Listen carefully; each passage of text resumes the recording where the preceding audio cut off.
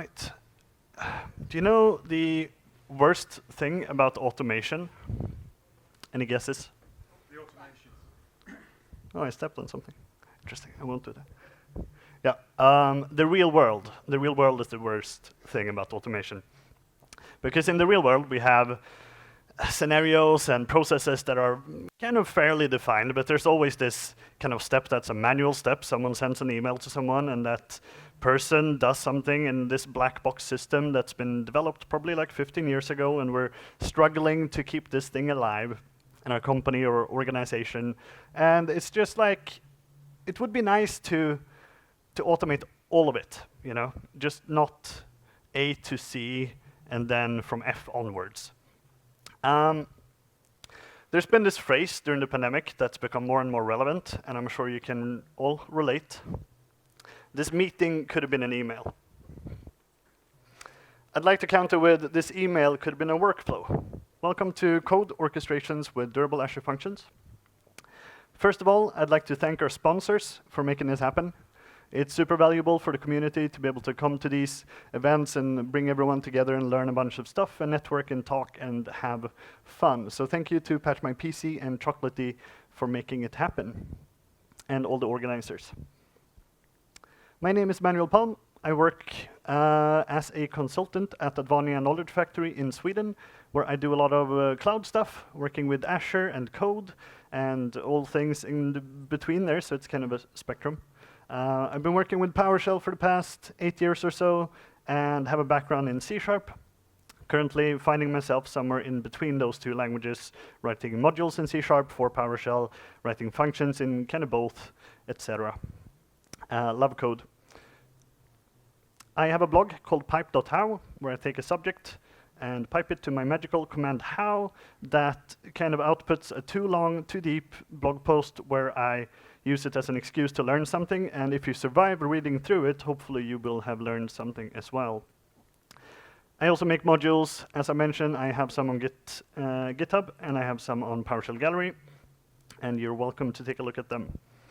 I also play Dungeons & Dragons. I love baking. I'm a coffee nerd. I do climbing and bouldering, and I play frisbee golf and disc golf during the summers. So if you're interested in any of that, just catch me off stage. Today, we're going to talk about Azure Functions. What are they? I'm going to assume that you have at least knowledge or experience, preferably both, about kind of the concept and the service, because we're going to talk about what durable functions are. What are the differences? When, why, how do we use them? We're going to get into some demos and kind of look at practical examples of tooling. We're going to use function core tools, as well as VS Code, and of course, PowerShell, as well as some other surrounding tooling there. And then we're going to make or look at how we can use durable functions to build an external approval flow using Microsoft Teams. Finally, we're going to have a few minutes, hopefully, for recap and questions. So first of all, Azure Functions. If I ran get help about Azure Functions, in my opinion, this is a just run my code service. I don't have to care about the infrastructure. I don't have to care about networking. I don't have to care about the VM being patched. Just run my code. That's what I like about it. We get a lot of bindings, as they're called, built in or out of box from the platform, which lets us integrate with a lot of stuff like Azure Storage, different Azure services, as well as some third-party ones like SendGrid and Twilio. And you can also build your own if you're really diving deep into the platform there. We have flexibility with language. So if we want, we can actually run them in different languages like Python, Java, JavaScript, PowerShell, which is what we're going to do today, C#, etc. And you can also write your own workers if you're interested in kind of extending that to COBOL or Go or stuff that I've seen done online. They are fantastic for mini APIs, stuff like getting a few API endpoints out there really quickly, super useful, and also fantastic for event-driven processing of data. So every time we have a new blob on a storage account, for example, we can trigger, do something with that. Maybe it's an image, we can compress it, we can send it off to wherever, and this scales out really well. If you have a time machine, you can go 108 days and 22 hours, I think, adjusting for time zones, forward in time to Prague, and check out Ben Reeder's talk about Azure Functions, where he's going to talk about getting started with Azure Functions as an API. Or you can check out previous sessions from previous conferences like Justin's Missing Manual from last summer, or Barbara's session on getting started with Azure Functions in an enterprise environment. Azure Functions are stateless. This is kind of the defining thing.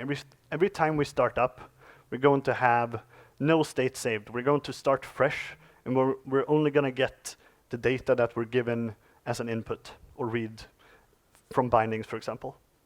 The difference with durable functions is that these are stateful. We get all of the states saved every time something happens in our... Okay, it's fine. Every time something happens in a durable function, it is persisted to state. And this, by default, is Azure Storage. So it's going to keep track of everything it's doing. It's going to checkpoint where we are in our kind of run and the script. We have our option here of running really long-running workflows, and this is where it's really good to use durable functions. We can start a job that runs for months, if we want, waiting for events, listening for external sources or APIs, monitoring stuff, waiting for approval, doing all these things. Or we can just run for a few hours. It's really depending on what we need. I think of it as the code version of logic apps. I prefer writing code, so I'd rather orchestrate code using code. But if you are used to kind of drag and drop semi-code flow of logic apps, it's kind of the same use case. There's a comparison on Microsoft Docs if you're curious. We have things that Microsoft have given us as examples called patterns, where I have stolen this image that I really like from a talk by Jeff Holland, 2019 at .NET Conf, where he gives some examples of what we can do. So first of all, we have something called function chaining, which is a sequential flow. I start function A, then I start function B, then I start function C, and we can do this by, normally in Azure Functions, we could put our output to a queue, and we could trigger another function from that queue. This is the simplest way of doing it. Then we have the fan out, fan in. We can do parallel flows. Let me deploy 50 servers. We start 50 jobs at the same time. Not so hard normally. Fanning in and gathering up those jobs is really tricky otherwise, if you're not using durable functions, which makes it easy. We can also listen for external events. Let's say we have an onboarding flow. We want them to both, let's say for a new employee, they need to upload their ID and also upload, maybe sign an NDA or something. And we listen for those events before continuing the workflow. We can also monitor an external source. We can check weather API for which day would be the best to go out for a drink. We can do more useful stuff also. And we also have something called the async HTTP API. It's a bit of a tongue twister, but it's a built-in pattern in the Durable Functions platform that lets us check the status of every job running. So we can always check, how is this orchestration going? Well, it's currently pending, waiting for this other thing, or it's running, or it's completed with this output. And we get this built in.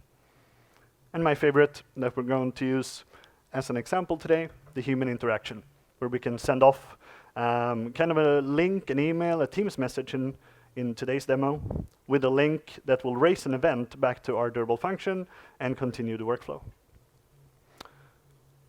In durable functions, we also have something called a task hub. This comes from the durable task framework that the durable functions builds upon. We don't need to know so much about that, but we do want to know that this is the state. If we clear this task hub from the storage account, we will lose all the state. We don't have any possibility to resume our jobs anymore. And what's interesting in this is something called the execution history. So every time our orchestrator code approaches a step where it's going to wait for an external job to finish, maybe we wait for an API, or we call an API, we start a timer or something, we're going to checkpoint that and write it to the execution history. And then we're going to go to sleep, wait for that job to complete. It's going to kind of pass through all the storage stuff with queues, and then wake up the orchestration again. When it wakes up, it's going to start the script from the top. And then it's going to pass all the lines of code, and every time it needs to do something, it checks in the execution history and says, have I already executed this? What was the result of it? Because we always kind of log to the execution history with enough detail so we can replicate it. We can do it again if we need to. We have all the output and the detail.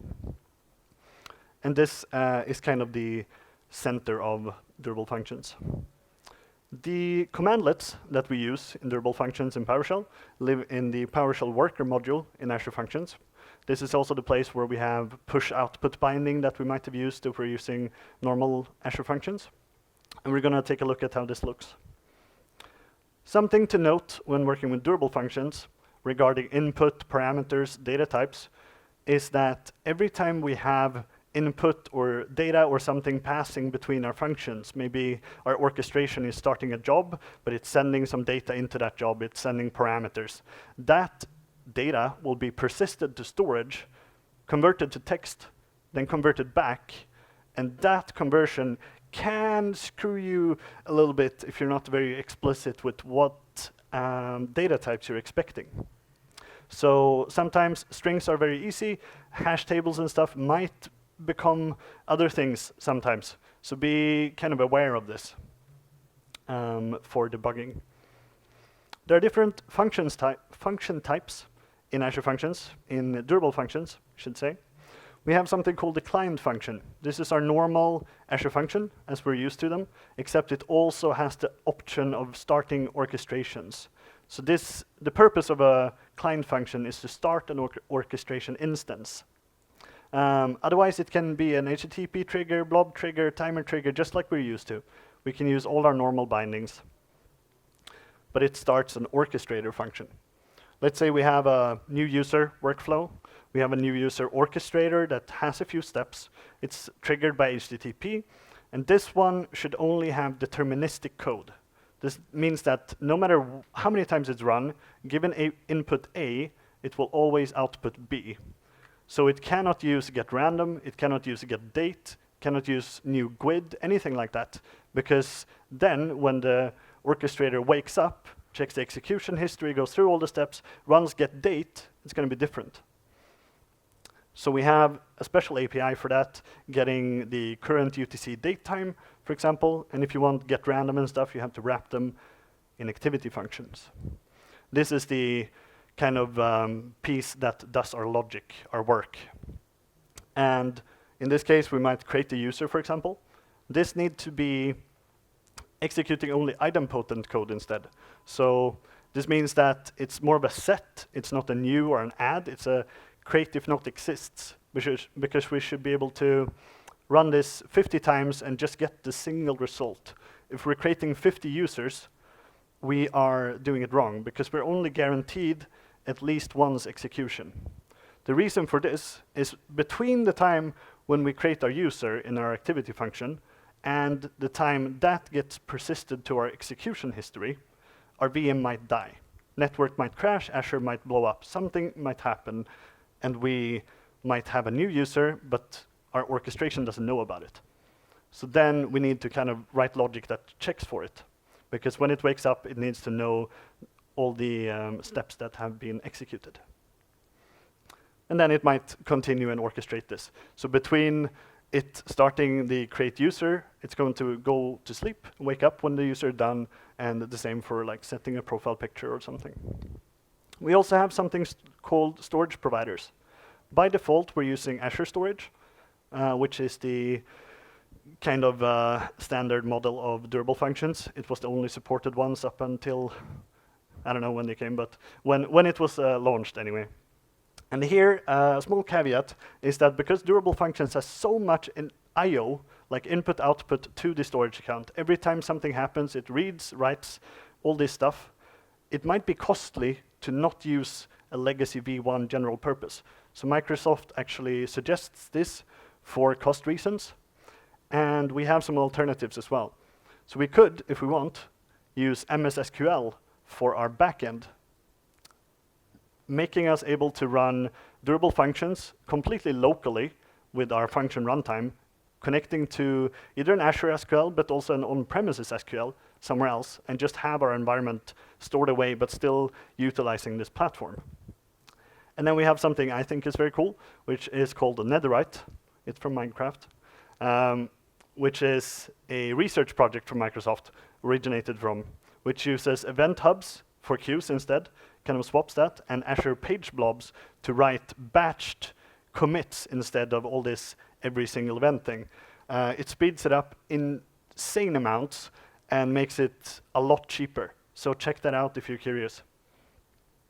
Finally, we have reached the time for some demos. So we're going to go ahead here.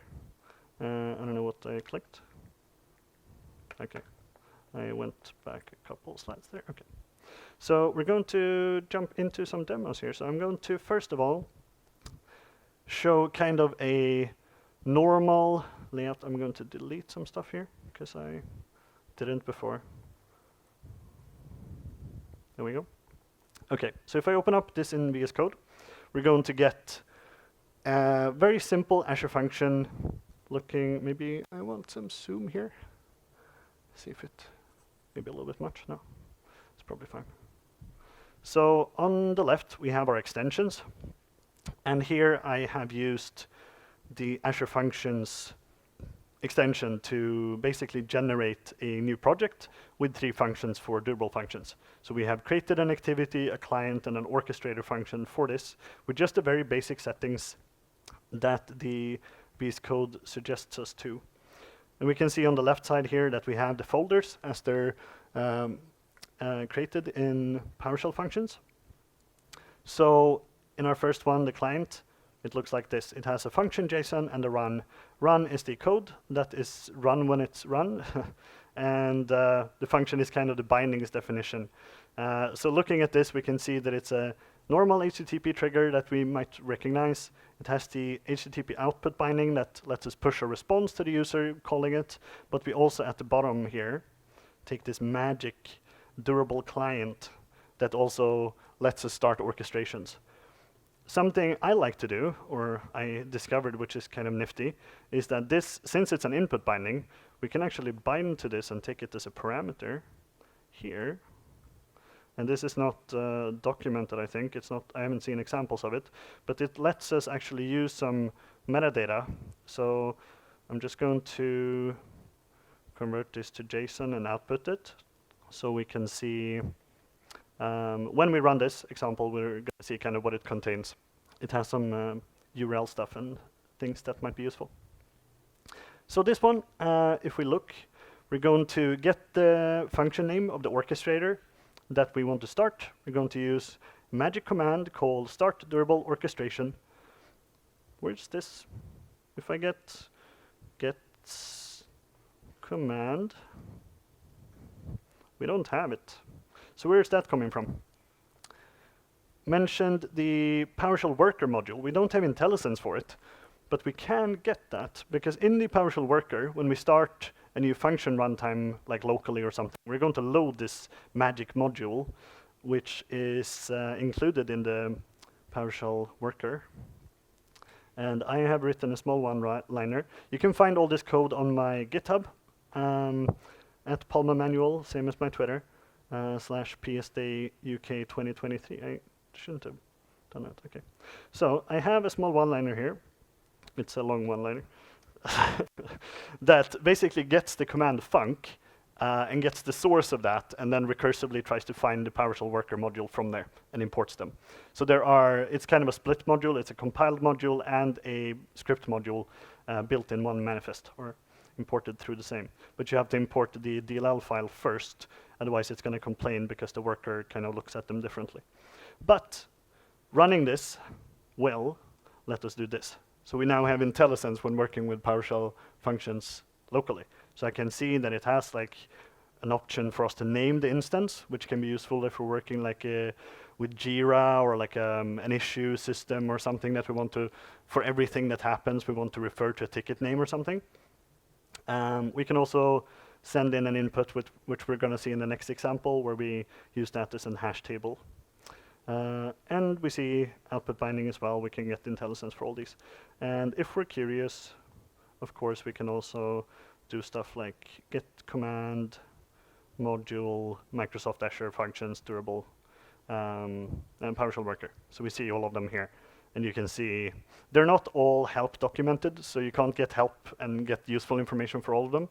They have a couple of them that are. So check that out. It's a really useful thing when working with them locally and developing them. But this one is going to start an orchestrator. So let's look at that one. Has one binding called orchestrator binding, orchestration trigger, sorry, which is the trigger. And this one called context also has some stuff. So I want to do the same thing just to kind of show you guys, context. And I'm converting it to JSON because then I get the full object in text form when I'm outputting it. It's hard to write on this. There we go. The actual logic of it is that we start by creating a new empty array, and then we add to that array the result of our invocations of a durable activity function called hello, with Tokyo, Seattle, and London as input. And this actually means that when we reach here, we're going to send the job off to this activity function. We're going to go to sleep, and then when that's done, it's going to be written back through the storage account. We're going to be like, oh, okay, let's wake up. We have some results to look at. And we're going to go down here, reach line 7. We're going to check the execution history, see that we actually got a result from that, take that result, and then progress down.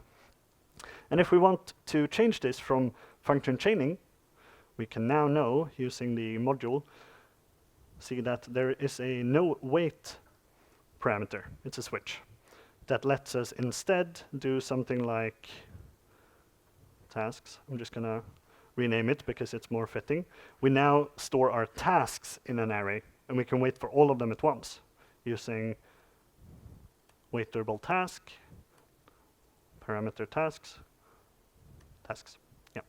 So now we wait for all of them, and if we want to wait for the first one, we can specify any here. And this lets us do very cool things like if this or this happen, whatever first occurs, we do something.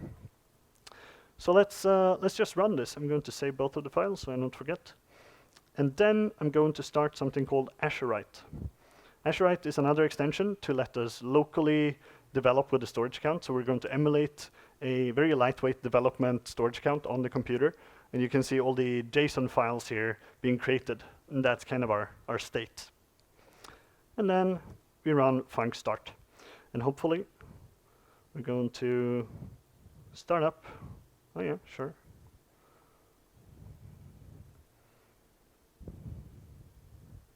Going to start up here our Azure functions. So in here, we can see that we can accept a post and a get to this local test. And I'm going to, since it allows a get, I'm just going to open the browser and just show you how that looks like, if I copy it right.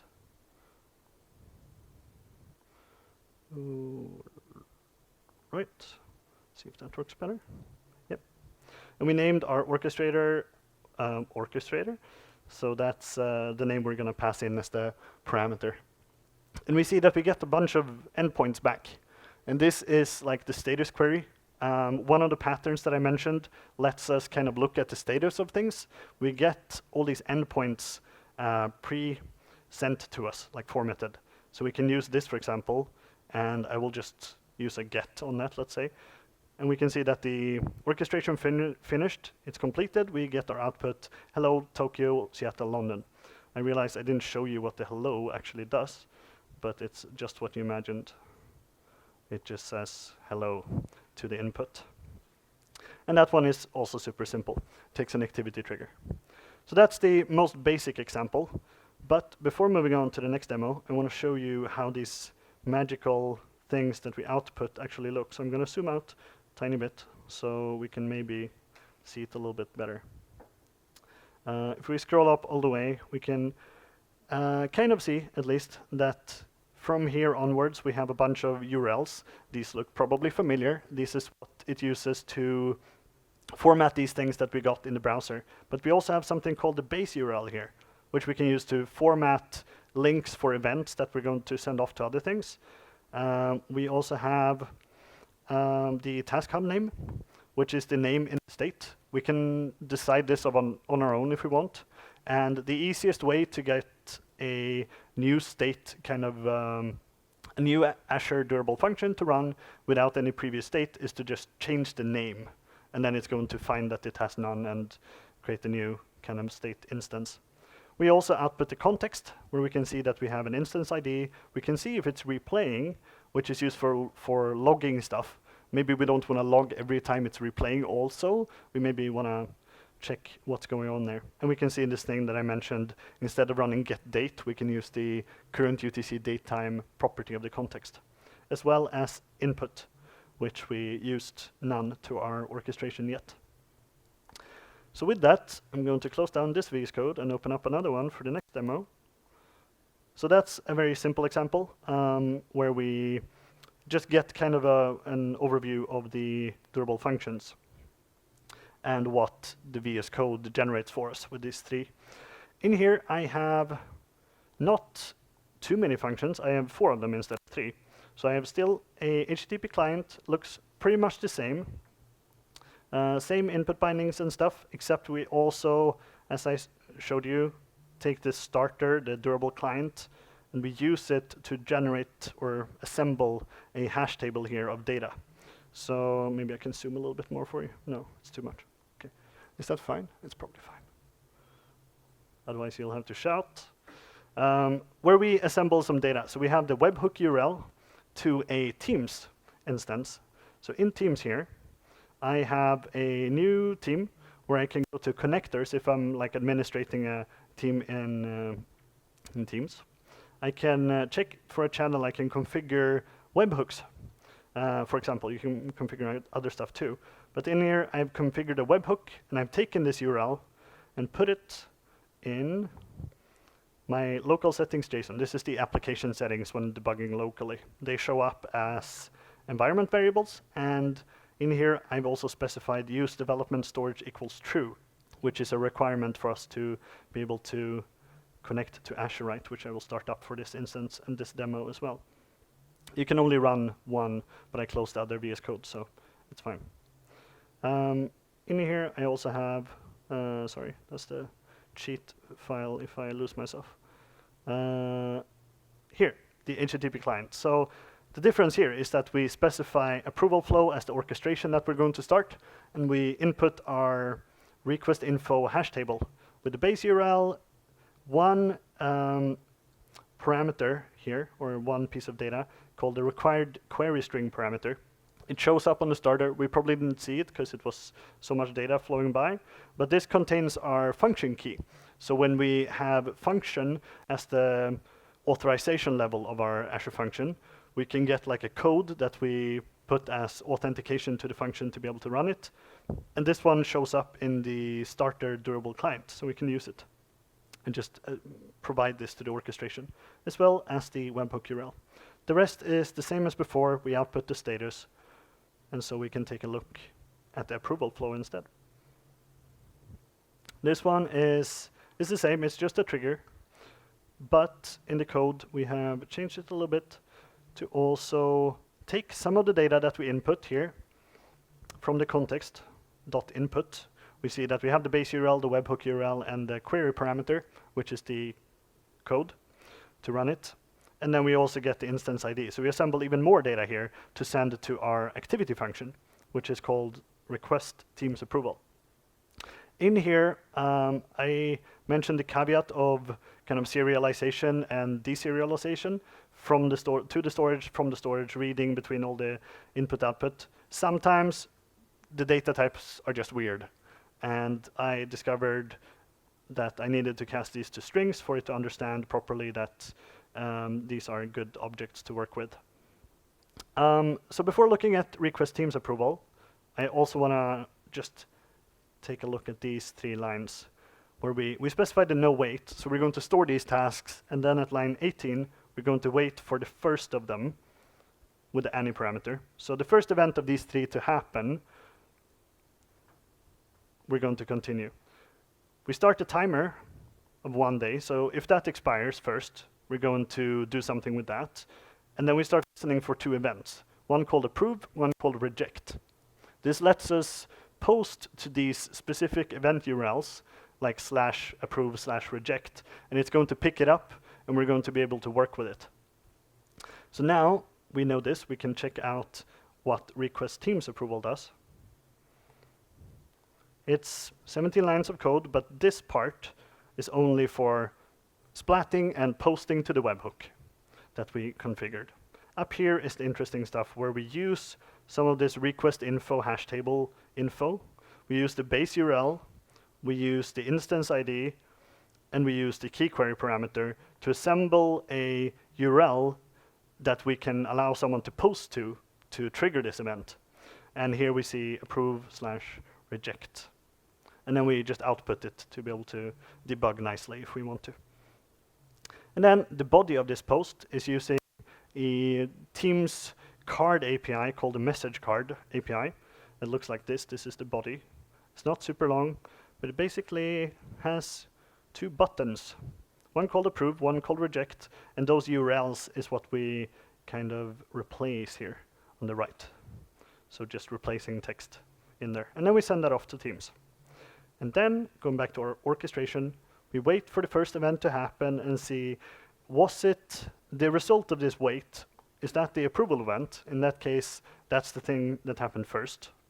And so we can send a Teams response with the action approve, which is how I wrote it, and the webhook to post back to Teams and say, okay, you approved, great.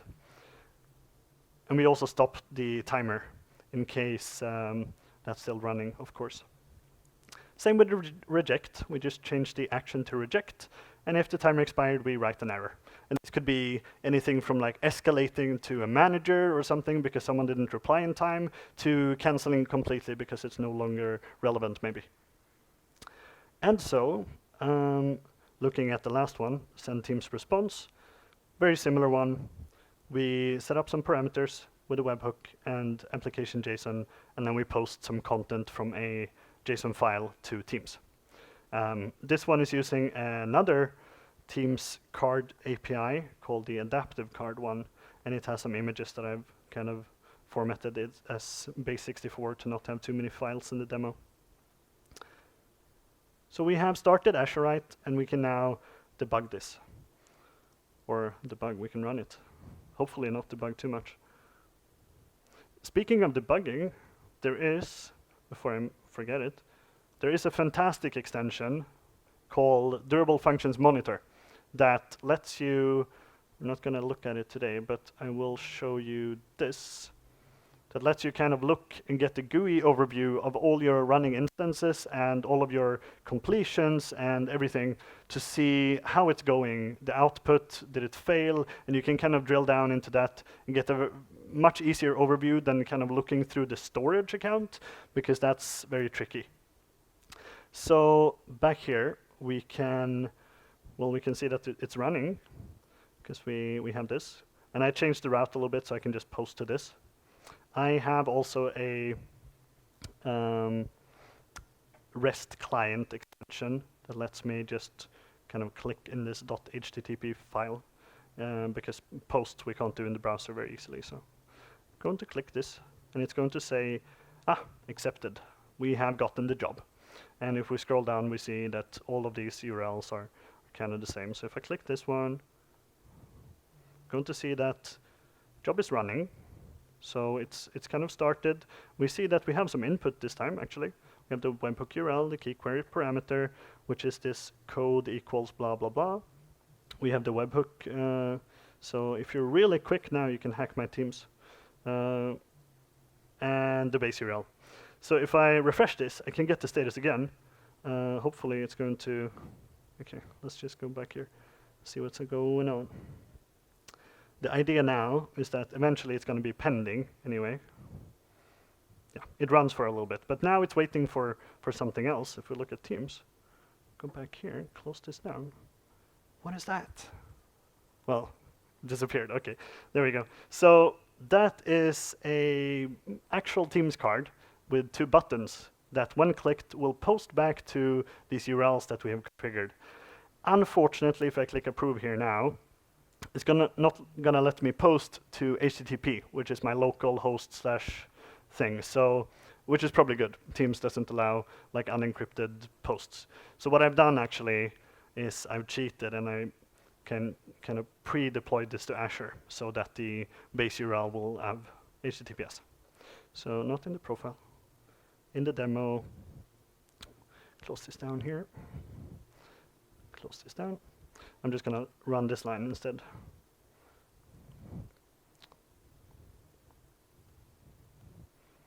And you can see it's just posting to a durable teams approval.azurewebsites.net.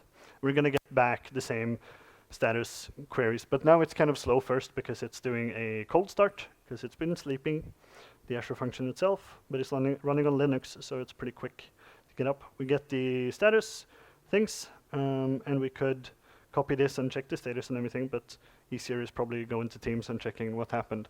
So do you want to reject or approve this? Reject. Yeah, I choose violence. Yeah, so I click reject, and there's no error here now this time. So we can see that something happened, and it actually came back and posted to us. The reason I'm not scrolling down is because this one, sometimes Teams is really slow with the scroll thing, so the message doesn't show up fully immediately. So what is it? We're going to see in a moment. Yeah, it's got ears. So it's a picture, but Teams only kind of loads this small part first. I don't know what's up with that. And then sometimes it takes half a minute, sometimes it takes a little bit more. But it actually executed our entire flow, and if we check the status of our execution, we would see that it's completed. And this is awful because it's not loading. Yeah, if I click on it, it still doesn't kind of, oh, there it is. So we get the grumpy cat, and there would be another cat if you had chosen to approve it, of course. Yeah, if we do the other one, while talking about something, we can just see here. Because what we can do now is we can actually click the button again, and it's going to be erroring out because Teams doesn't catch the error very well. It just says there was a problem. But the actual durable function says this event does not exist anymore. We're not listening for it because we have finished this orchestration. We ran all the way through the script because we have already kind of determined which event we ended up with. And that's kind of how it looks. See if we can maybe just enter up here and see if we get the new one. And we approve that one. And it's pretty quick usually, except Teams doesn't load the image very quickly. So we get another cat here. Thumbs up.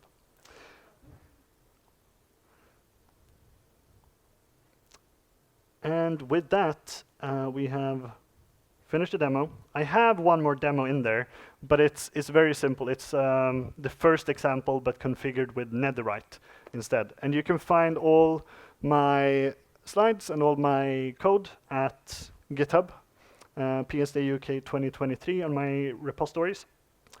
And if you're curious, you can dwell on these durable facts that I posted. About 6% of all functions are durable, according to Microsoft's research report. With that said, we have kind of covered all the way from what is a durable function, how can we integrate that with the workflow that is kind of a black box? How can we make sure that someone who's doing something in a system without an API, without something to integrate with, can still kind of continue the same workflow? And we can integrate with this with normal Azure functions as well. So we can have a function app with 7 different functions where only like the third one in a scenario is a durable orchestration. So we can modify and combine this as we need. With that said, I think we have about 5 minutes for questions. Thank you.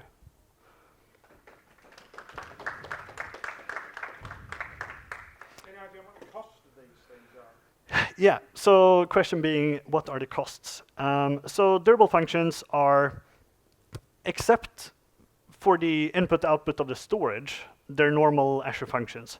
And they can run on a consumption plan, and all this like listening, waking up, checkpointing stuff doesn't itself invoke any costs. But the input-output of writing to the execution history, writing to all these queues in the background, all these orchestration stuff, basically, that incurs the cost. But it's still incredibly cheap for like a service. But when it scales up, you know, if you have millions of instances, you want to start looking at clearing the state or like purging history, as it's called. You can either like remove the entire task hub and then you lose all of it, but you can also, using the Durable API, basically, that we use to check the status and stuff, it has some endpoints which we can filter and post to for clearing the instances of certain invocations.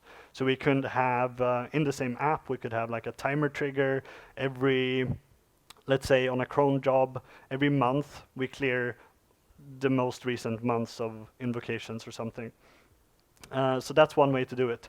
If you're curious about costs, I would also highly recommend looking at Netherite, which is the other storage provider of Durable Functions, which uses event hubs and batches all the input-output to the storage and uses page blobs instead.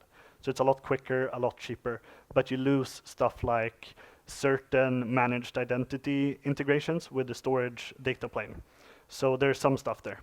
Or of course, if you're already running like MS SQL, you can just run it for free on-prem. So that's another option. Great question. Is there like a cutoff where it makes sense to invest in switching to Netherite? Or like if you have like these are pretty simple functions, they don't necessarily run that long. Would it make sense to like invest in using Netherite here? Question is, would it make sense? What is the cutoff for starting to use Netherite instead of normal Azure storage? I also want to reiterate that the SKU of the storage account will make a great impact on what the costs actually are. So choosing a cheaper storage is a lot cheaper, of course. But as for Netherite, I haven't made like a comparison, but there's like a research paper which I read through, which covers a lot of the cases and like comparison in both like storage costs, throughput, and like general performance between Azure storage. It's also comparing with AWS Lambdas and using Netherite instead. So a great question.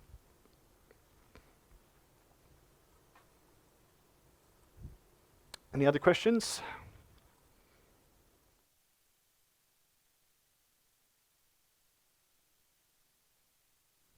No? All right. Thank you so much for coming.